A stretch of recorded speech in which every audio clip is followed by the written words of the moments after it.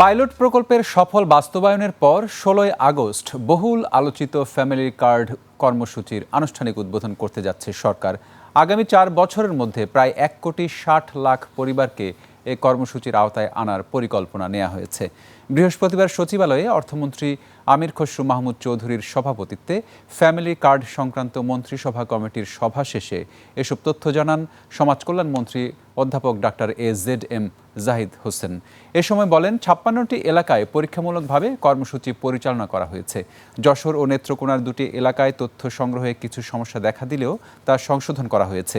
বাকি ৫৪টি এলাকায় উল্লেখযোগ্য কোনো সমস্যা হয়নি এবং ত্রুটির হার ৩%-এরও কম ছিল। আগামী ১৬ই আগস্ট প্রথম ধাপে কিশোরগঞ্জ সদর উপজেলার লতিফাবাদ ইউনিয়নের ৮ নম্বর ওয়ার্ডে প্রধানমন্ত্রী কর্মসূচির উদ্বোধন করবেন।